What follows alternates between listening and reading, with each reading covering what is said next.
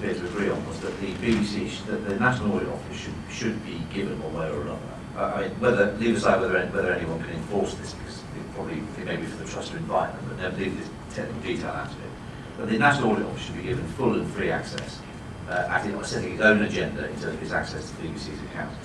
If there is that degree of hostility, for wherever it comes from, wherever it's there, and one can sense it, even the Public Accounts Committee, or certainly the last chairman of it, that surely allowing the Public Accounts Committee and its provisional wing, the National Audit Office, if you like, unfettered access to the BBC is a recipe for disaster.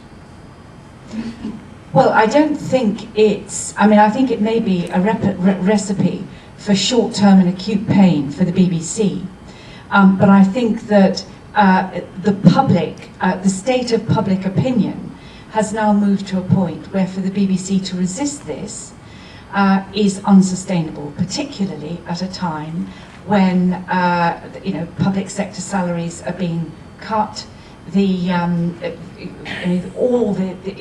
you like, the benefits of public service employment are under scrutiny, and if the BBC wants the guarantee of the licence fee, they've got to be subject to precisely the same kind of tough regime. And you don't think that scrutiny directed by a committee of MPs who harbour, for whatever reason, a degree of historic antipathy, possibly, but in any event have their own political agendas.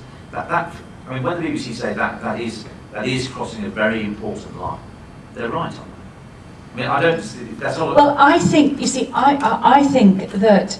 I always felt that when I was Secretary of State, this was an on-balance judgment, very, very finely judged, and I never felt that. I always felt that the attack on it by the Public Accounts Committee was intellectually stronger than the BBC's defence of their position. But as Secretary of State, I took the view that on balance, I would argue the BBC's case in this. I think it is much, much harder now. And this is why, my argument is that the BBC have got to start, in a way, creating greater independence from this sort of bilateral dependence on political and parliamentary approval, and building, refreshing the nature and explicit form of the public's investment in them and support for them. Let me ask you one more question, I know you have to go. You also described the licence fee famously as venture capital for the creative industries. And indeed, as you know, in the nuts and bolts of the Charter Agreement and indeed the coming into existence of the Trust, one can see remnants of, if you like, one feels a bit like an archaeologist, because you see remnants of a previous civilization that no longer exists. the so-called public service. When you're an old has-been, you can be grateful for small crumbs of archaeological memory. You can see that once upon a time there was an idea, a public service broadcasting council, with a separate from the BBC, which received the money, if you like, the full-on version of public service contestability. Now, I know that in the past you've not favoured that. With hindsight and with the benefit of hindsight and your experience and looking forward, would the BBC be stronger, do you think, were it to submit to some form of some form of contestability in the way that it gets its funding? Well, I think in a limited way, and Steve, I think if you look back at what I said at the time that we set up the Trust, and we set up, if you like, a model that was somewhere between the previous status quo and the Terry Burns model of a public service corporation, I was quite clear at the time that this was a sort of, if you like, a kind of dynamic and moving process, and that because something was not right then, and I didn't believe that it was, with, as Caroline has said, all the uncertainties of digital switchover and the very heavy cost that the public, through the BBC licence fee, have borne for that, that it didn't mean necessarily that in 6 or 10 years' time it wouldn't be right. So what's your view now then? My view now is that the argument in relation to the next licence fee should be to retain the element of licence fee income that has been dedicated to digital switchover, and that it should be available for broadcasters beyond the BBC to fund public service content. Administered by? I think administered by the BBC Trust, probably. But, I mean, I think that's, at this stage, an open question. Can you imagine the BBC Trust evolving into the Public Service Broadcasting Council? Over time I can, but then I always have done, over time. Okay, that's absolutely fascinating. Thank you very much for your... No, thank you time. for allowing me to come and butt in Well, out thank you of very turn. much. Thank I you. appreciate it, thanks. Carolyn, you're facing the fight of your life. Yes, I mean, it would be foolish, and I would never do it. But I have to listen very carefully to what Tess has said.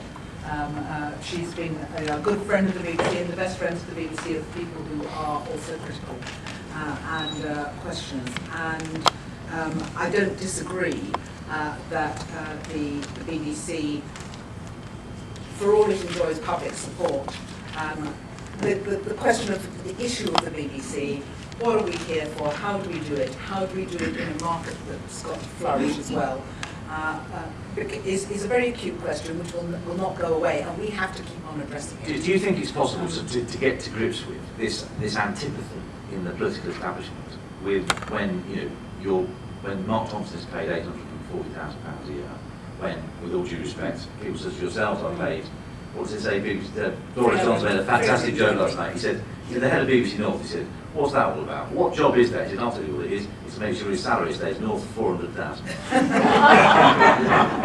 That was very funny. No, but look, you're a bit of an open goal, aren't you? Yeah, I mean, the whole salaries issue is clearly a big one, and I thought Tessa's phrase about the benefits of the public sector without the risks of the private sector, the benefits of the private sector without the risks of it, is a very astute one. But it needs decisive action, doesn't it? It needs to do well, like 50%, 25% cut, stop. I mean, well, this isn't about the poor sods of the front line being underpaid. The trouble with all of this, See, is that I end up sounding fantastically defensive, and I hate sounding fantastically defensive. However, we are where we are. We are where we are in terms of salaries. We've frozen executive pay for the last 2 years. So in real terms, executive pay and the salaries in the BBC have gone down 14.5%. I mean, is this your Louisiana oil spill? I think not. I mean, that poor chap sounds very reasonable, but he's feeling he's not getting grips with it. I do think we've started. We have started. We're certainly not paid what the chief executive of BP is paying. Okay. Nor do we have, and this is absolutely crucial, of course, to it, an oil spill. Actually, as Tessa was saying, the interesting thing about the BBC, and I think the thing in a sense, no, I don't even think we have a leak, because actually public support for the BBC is growing.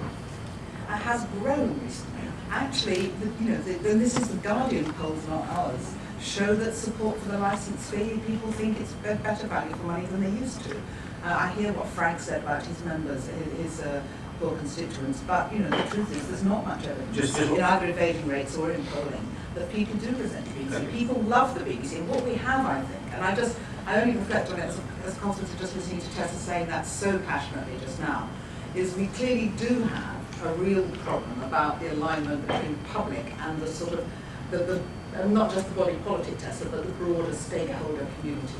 And that is a real problem. And one of the difficulties of running the BBC is you've constantly got this balance, and you need to keep the broader stakeholder community on side and supporting you. And we clearly haven't managed to do that for whatever reason, as well as we should have done.